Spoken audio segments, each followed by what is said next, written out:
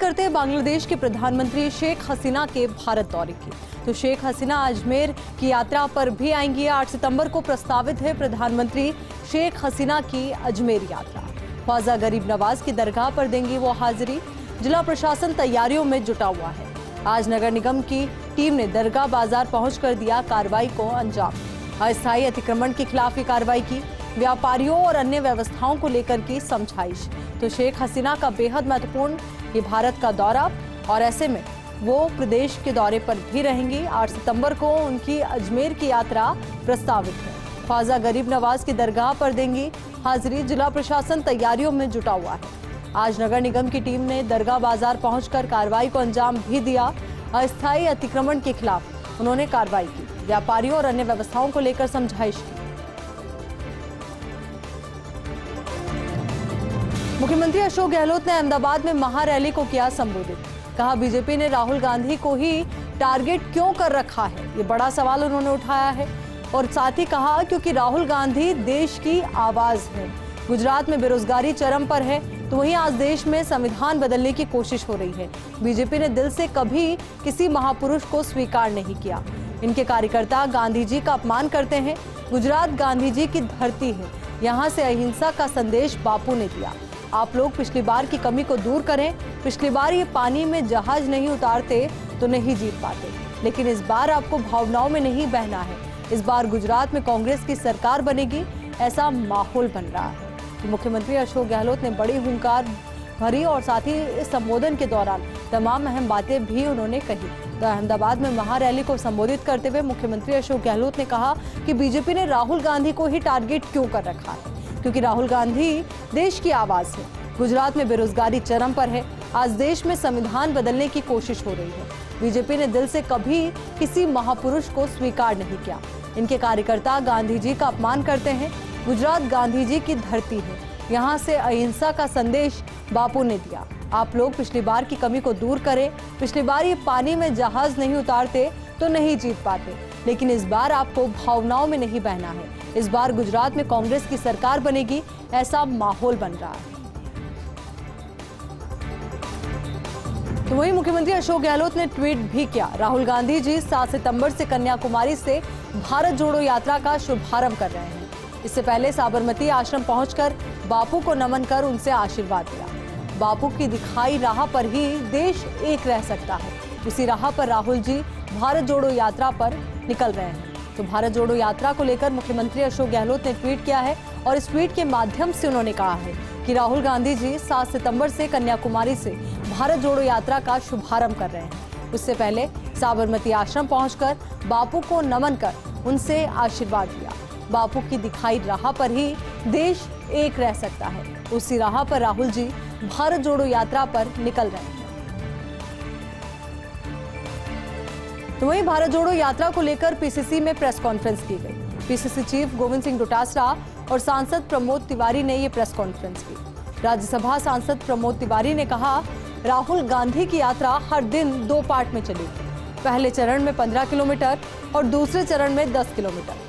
नेताओं की कांग्रेस छोड़ने के सवाल पर कहा, कांग्रेस नेताओं के पीछे नहीं, कार्यकर्ता कांग्रेस की ताकत है। प्रेस कॉन्फ्रेंस में सांसद प्रमोद तिवारी ने कही मन की बात। कहा, ये मेरे मन की इच्छा है, गांधी परिवार से अध्यक्ष बनना चाहिए। राहुल गांधी या प्रियंका गांधी में कौन बनेगा अध्यक्ष, ये सवाल भी उनसे पूछा गया। इस पर वो बोले कि गांधी परिवार का सदस्य हो, मैं नहीं लड़ूंगा राष्ट्रीय अध्यक्ष का चुनाव। तो ये सवाल जवाब का दौर भी रहा, क्योंकि प्रेस कॉन्फ्रेंस से तो निश्चित तौर पर मीडिया कर्मियों ने कई सवाल उठाए और साथ ही जानकारी भी जुटाने की कोशिश की गई कि भारत जोड़ो यात्रा में किस तरीके का स्केड्यूल रहेगा। तो पीसीसी में इसी को लेकर प्रेस कॉन्फ्रेंस की गई। पीसीसी चीफ गोविंद सिंह डोटासरा और सांसद प्रमोद तिवारी ने ये प्रेस कॉन्फ्रेंस की। राज्यसभा सांसद प्रमोद तिवारी ने कहा कि राहुल गांधी की यात्रा हर दिन 2 पार्ट में चलेगी। पहले चरण में 15 किलोमीटर और दूसरे चरण में 10 किलोमीटर। नेताओं की कांग्रेस छोड़ने के सवाल पर कहा, कांग्रेस नेताओं के पीछे नहीं है, कार्यकर्ता कांग्रेस की ताकत है। पीसी में सांसद प्रमोद तिवारी ने कहा, मन की बात भी कही। कहा, ये मेरे मन की इच्छा है, गांधी परिवार से अध्यक्ष बनना चाहिए। राहुल गांधी या प्रियंका गांधी में कौन बनेगा अध्यक्ष, इस सवाल पर उन्होंने जवाब देते हुए कहा कि गांधी परिवार का सदस्य हो, मैं नहीं लड़ूंगा राष्ट्रीय अध्यक्ष का चुनाव। राजस्थान युवा कांग्रेस में हुई नियुक्तियों पर सवाल उठने लगे हैं। राजस्थान युवा बोर्ड के अध्यक्ष सीताराम लांबा ने ये सवाल उठाए हैं और कहा, क्या यही भारतीय युवा कांग्रेस का आंतरिक लोकतंत्र बचा है? जो युवा कांग्रेस के सदस्य भी नहीं, वो बिना संगठन चुनाव के सीधे प्रदेश के वरिष्ठ उपाध्यक्ष बन गए। बीवी श्रीनिवास और कृष्णा अल्लावारू से नियुक्तियों पर पुनः विचार करने की मांग की है। तो पुनः विचार की एक बार मांग की है सीताराम लांबा ने। तो राजस्थान युवा कांग्रेस में हुई नियुक्तियों पर अभी से सवाल उठने लगे हैं। राजस्थान युवा बोर्ड के अध्यक्ष सीताराम लांबा ने सवाल उठाए हैं और कहा, क्या यही भारतीय युवा कांग्रेस का आंतरिक लोकतंत्र बचा है? जो युवा कांग्रेस के सदस्य भी नहीं है, वो बिना संगठन चुनाव के सीधे प्रदेश के वरिष्ठ उपाध्यक्ष बन गए हैं। बीवी श्रीनिवास और कृष्णा अल्लावारू से नियुक्तियों पर पुनः विचार करने की मांग की। एक बार फिर से राजस्थान के दौरे पर रहेंगे असदुद्दीन ओवैसी।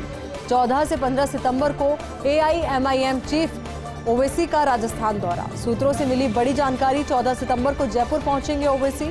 इस बार जयपुर में सभा कर सकते हैं ओवैसी, तो वहीं सभा को संबोधित भी वो करेंगे। 14 सितंबर को ही सीकर, लक्ष्मणगढ़, नवलगढ़ में जनसभाएं करने की तैयारी है।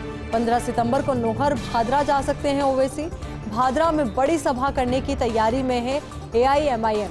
प्रदेश कन्वीनर जमील अहमद तैयारियों में जुटे हुए हैं। तो असदुद्दीन ओवैसी प्रदेश के दौरे पर रहेंगे और एक बार फिर राजस्थान के दौरे पर वो रहने वाले हैं।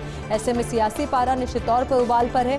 14 से 15 सितंबर को AIMIM चीफ असदुद्दीन ओवैसी राजस्थान के दौरे पर रहेंगे। सूत्रों से ये बड़ी जानकारी मिली है कि 14 सितंबर को जयपुर पहुंचेंगे ओवैसी।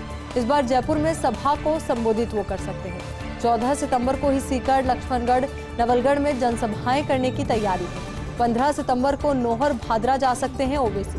भादरा में बड़ी सभा करने की तैयारी में है AIMIM। प्रदेश कन्वीनर जमील अहमद तैयारियों में जुटे हुए। अब बात करेंगे जयपुर में हवा सड़क पर एलिवेटेड की सौगात की। तो जल्द ही ये सौगात मिलेगी। इसी माह शुरू हो सकती है एलिवेटेड रोड। मुख्यमंत्री अशोक गहलोत से उद्घाटन करवाने की तैयारी है। शारदीय नवरात्रा में शुरू हो सकता है ट्रैफिक। अंबेडकर सर्किल से सोडाला तिराहे तक बनाया गया है एलिवेटेड रोड। एलिवेटेड के शुरू होने से 22 गोदाम सर्किल पर लगने वाले जाम से निजात मिलेगी।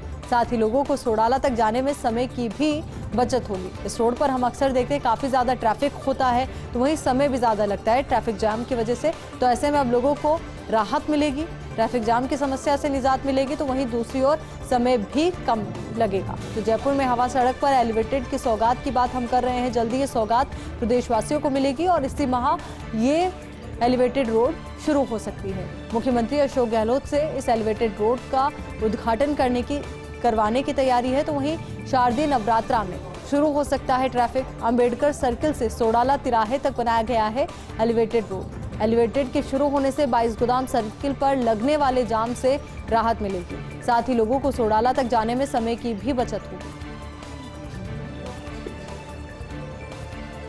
यहाँ रुक रहे एक छोटे से ब्रेक के लिए, जल्द हाजिर होंगे कुछ और खबरों के साथ।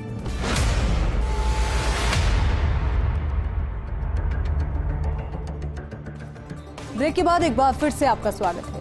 PCC सचिव प्रशांत सहदेव शर्मा का दर्द छलका है। आमेर और आसपास के इलाके में पानी की कमी से जनता परेशान है। क्षेत्र के अधिकतर कुएं, तालाब और बावड़ी डार्क जोन के शिकार हुए हैं। शर्मा की सरकार से क्षेत्र को पानी देने की अपील है। PHED मंत्री महेश जोशी से बिसलपुर डैम से पानी उपलब्ध कराने की मांग की गई है। आमेर और नगरीय सीमाओं से सटे सीकर रोड के गांवों को मिले बिसलपुर डैम से पानी। बिसलपुर से मिला पानी तो क्षेत्र के जल संसाधन होंगे रिचार्ज। बिसलपुर का पानी बनेगा आमेर और आसपास की जनता के लिए जीवनदायी। विश्व प्रसिद्ध पर्यटक स्थल आमेर के मावठा में भी नहीं है पानी। कम से कम चाहिए 6 फीट पानी। मावठा को मिले पर्याप्त पानी तो रिचार्ज होंगे शहर के पानी के संसाधन। पर्यटन की बोटिंग के लिए भी मिल जाएगा पानी। तो पर्यटकों की बोटिंग के लिए भी पानी मिल जाएगा। और ऐसे में कई अहम मुद्दों के साथ साथ सबसे ज़्यादा ज़रूरी ये भी हो जाता है कि लोगों की प्यास बुझे। ऐसे में PCC सचिव प्रशांत सहदेव शर्मा का दर्द छलका है। आमेर और आसपास के इलाके में पानी की कमी से जनता परेशान है। क्षेत्र के अधिकतर कुएं, तालाब और बावड़ी डार्क जोन के शिकार हो गए। शर्मा की सरकार से क्षेत्र को पानी देने की अपील है। PHED मंत्री महेश जोशी से बिसलपुर डैम से पानी उपलब्ध कराने की मांग की है। और कहा है कि आमेर और नगरीय सीमाओं से सटे सीकर रोड के गांवों को मिले बिसलपुर डैम से पानी। बिसलपुर से मिला पानी तो क्षेत्र के जल संसाधन रिचार्ज होंगे। बिसलपुर का पानी बनेगा आमेर और आसपास की जनता के लिए जीवनदायी। विश्व प्रसिद्ध पर्यटक स्थल आमेर के मावठा में भी पानी की कमी है, वहां भी पानी नहीं है। कम से कम चाहिए 6 फीट पानी। मावठा को मिले पर्याप्त पानी तो रिचार्ज होंगे शहर के पानी के संसाधन। पर्यटन के लिहाज से भी बोटिंग के लिए पानी मिल जाएगा। शिक्षक सम्मान समारोह 2022 से जुड़ी खबर का रुख करते हैं। शिक्षा मंत्री डॉक्टर बी डी कल्ला ने डॉक्टर राधाकृष्णन को याद किया। कहा, शिक्षक की देखा देखी ही करता है विद्यार्थी, इसलिए इन्हें सही काम करना चाहिए। शिक्षकों को विद्यार्थियों को अच्छी शिक्षा देनी चाहिए। एक आदर्श शिक्षक बने। शिक्षक उस जमीन को तैयार करता है जहां राष्ट्र मूल्यों की फसल उगती है। जिस देश के शिक्षक अच्छे होते हैं उस देश के नागरिक भी अच्छे होते हैं। आज शिक्षक दिवस का खास मौका और ऐसे में शिक्षक सम्मान समारोह आयोजित किया गया। शिक्षा मंत्री बी डी कल्ला ने डॉक्टर राधाकृष्णन को इस मौके पर याद किया और कहा, शिक्षक की देखा देखी विद्यार्थी करता है, इसलिए इन्हें सही काम करना चाहिए। शिक्षकों को विद्यार्थियों को अच्छी शिक्षा देनी चाहिए। एक आदर्श शिक्षक बने। शिक्षक उस जमीन को तैयार करता है जहां राष्ट्र मूल्यों की फसल उगती है। जिस देश के शिक्षक अच्छे होते हैं उस देश के नागरिक भी अच्छे होते हैं। अब बात करेंगे पुलिस में पदोन्नति की परीक्षा की। तो अब ऑनलाइन ये परीक्षा आयोजित की जाएगी। पुलिस महकमे में होने जा रहे बड़े सुधार वाला ये प्रयोग है। अब विभिन्न संवर्गों की पदोन्नति परीक्षा ऑनलाइन कराने की तैयारी है। इससे पुलिस महकमे को बड़ा लाभ होगा।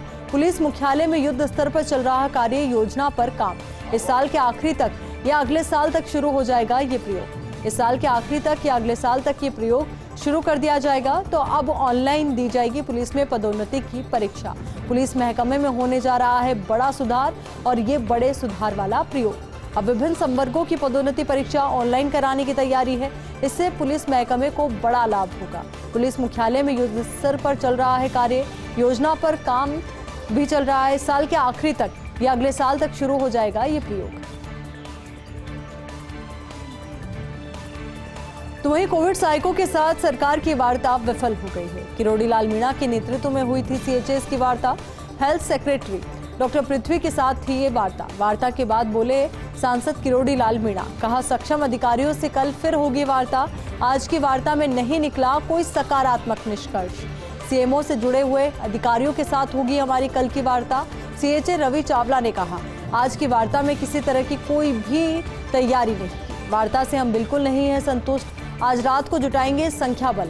जब तक सरकार नहीं मानती हमारी मांग, अजमेर रोड पर महापड़ाव जारी रहेगा।